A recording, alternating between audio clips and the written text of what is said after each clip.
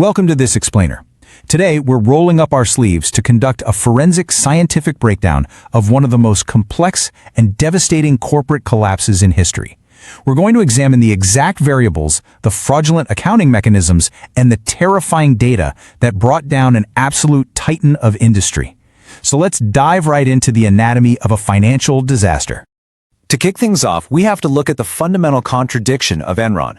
It's a paradox that honestly defies the basic laws of finance. How in the world does a company report record-breaking profits to its shareholders while simultaneously bleeding billions of dollars in actual real cash? Well, to understand this anomaly, we need to trace this back to the architects who designed the operation. The genesis of this whole disaster started out incredibly simple. Kenneth Lay founded Enron back in 1985, basically by merging two traditional natural gas companies. It was a physical, straightforward business, right? Buying, transporting, and selling gas. But when executive Jeffrey Skilling came on board, he brought a radical new blueprint. He didn't want to just sell gas. He wanted to transform Enron into a massive, speculative trading platform. He wanted to trade energy contracts the way Wall Street trades stocks. And to pull that off, he had to completely alter the financial instruments the company used to measure its own success. The core financial mechanism Skilling demanded was something called mark-to-market accounting. Now, in a traditional business, you record revenue when the cash actually hits your bank account. Makes sense, right? But mark-to-market allowed Enron to estimate the present value of all the projected future cash flows from a long-term contract and then record that entire projected amount as immediate income. They booked it on the exact day the contract was signed. To see just how catastrophic this accounting method really was, let's imagine a scenario. Say Enron signs a 10-year contract to supply energy. Under mark-to-market, they hypothesize that over the next decade, this deal is going to make them $100 million. So, on the very day they sign the paperwork, they record that $100 million as pure profit on their books. They haven't received a single dime of actual cash yet. But on paper, they look incredibly, almost unstoppably wealthy. The absolutely crucial point here is that this accounting method created what they internally called the snowball effect. Because they were accelerating all their future income into the present day, executives were forced to frantically close more and more deals just to show rising income for the next quarter. The pressure was so intense, they literally started booking up to $200 million in canceled projects as assets. They used the technicality that no official letter had formally terminated the projects yet.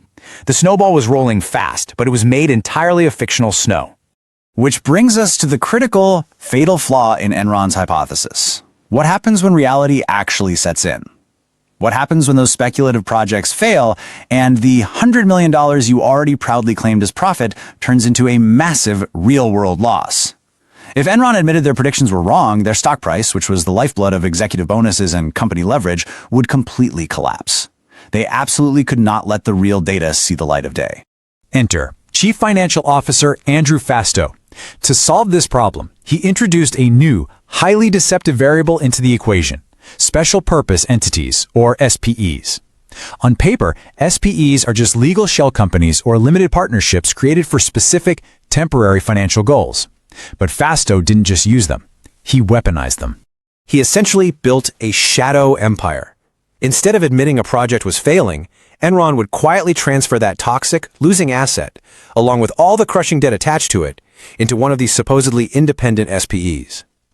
Because the SPE was technically a separate entity, that massive debt completely vanished from Enron's main balance sheet. Fastow created a financial black hole to absorb all of Enron's toxic waste. The end result was this terrifying divergence between reality and the reported illusion. The true underlying data showed Enron carrying a massive $15 billion in debt, but the sanitized, fabricated reports they were handing out to investors and Wall Street analysts, those showed only $8 billion. The rest was completely hidden in the dark matter of those SPEs. And this isn't just theory anymore. We have the documentary evidence. Forensic accounting proved that this wild financial engineering vastly understated the company's true debts and materially overstated its net worth. They were actively falsifying the results of their own financial operations just to keep the market completely blind to the truth. The most audacious of these structures were known as the Raptor transactions. Fastow set up 4 specific SPEs, naming them after the dinosaurs in Jurassic Park, if you can believe that. Enron transferred $1.2 billion in assets to these Raptors. But here was the fatal scientific flaw in the design. The Raptors were capitalized almost entirely with Enron's very own stock. That meant the entire structure depended on Enron's stock price constantly going up. So when the stock price inevitably began to fall, the derivative swap portfolio held by the SPEs hemorrhaged $1.1 billion in value. And because Enron had guaranteed these deals, unwinding the Raptors forced a devastating $544 million loss directly back onto Enron's books. Just think about the sheer absurdity of this mechanism for a second. Enron was claiming to hedge its risks, right? Basically buying insurance against failure. But they were insuring themselves using their own overvalued stock as collateral. It's literally like trying to put out a fire by throwing gasoline on it. The moment the stock dropped, their supposed insurance evaporated instantly. Now, you might be wondering, where were the safety protocols? Why didn't anyone sound the alarm? Well, this brings us to a colossal failure of oversight. Enron's external auditor, Arthur Andersen, was supposed to be the independent entity verifying all this data, but they had a massive conflict of interest. Andersen was pulling in tens of millions of dollars in consulting fees from Enron, which was far more than they made from actually auditing them. They rubber-stamped these highly toxic, high-risk tactics simply because challenging Enron meant losing a fortune. But as we know, raw financial data cannot be hidden forever. The breaking point finally arrived in late 2001. A vice president named Sharon Watkins looked closely at the numbers and realized the entire company was built on a foundation of accounting fraud. She alerted the board to the widespread systemic financial improprieties. The illusion was finally, irreparably shattering. Once the true data started leaking out, the numbers were just staggering. $1.2 billion. In a single devastating financial restatement, that is the exact amount of shareholder equity that was instantly erased when those Raptor transactions were finally forced out of the shadows and onto the main balance sheet. And the blows just kept coming. Rapidly following that bombshell, Enron announced an additional $508 million in previously hidden losses, retroactively spanning from 1997 all the way to 2000. Years of supposedly record-breaking profits were scientifically exposed as complete fabrications. The marketplace always reacts to data, and when the market realized Enron's data was entirely fraudulent, the reaction was swift and lethal. Banks instantly canceled their credit lines. Rating agencies downgraded Enron's debt straight to junk status. With no cash and absolutely no trust left, the company suffered a fatal liquidity crisis and filed for bankruptcy within a month of the revelations.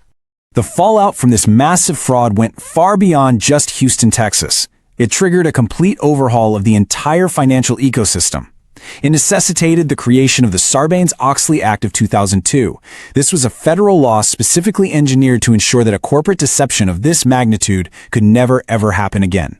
Sarbanes-Oxley imposed strict new safety protocols across the board. It mandated comprehensive year-end internal control reports, meaning top executives had to personally vouch for the validity of their data. It drastically increased penalties for destroying records, which was a direct response to Arthur Andersen notoriously shredding Enron documents. And, crucially, it instituted strict independence requirements for auditing firms, finally ensuring the people checking the math aren't getting paid on the side by the people doing the math. And we can see the immediate behavioral shift in the corporate world post-Enron. Just look at the data. 44% of companies completely reviewed their accounting procedures. 36% expanded their internal audit functions. 23% hired independent consultants to double-check their books. And 8% even restructured their executive compensation just to remove that dangerous incentive for short-term stock manipulation. The ultimate legacy of the Enron disaster fundamentally changed the landscape of corporate compliance. Global markets learned the hard way that blind trust is a mathematical vulnerability. Transparency, verifiable data, and strict regulatory oversight became the new absolute baseline requirements for public companies everywhere. Enron used cutting-edge financial engineering, mark-to-market accounting, and incredibly complex offshore entities to mask a devastating reality from some of the smartest analysts in the entire world. So it leaves us with a pretty important question.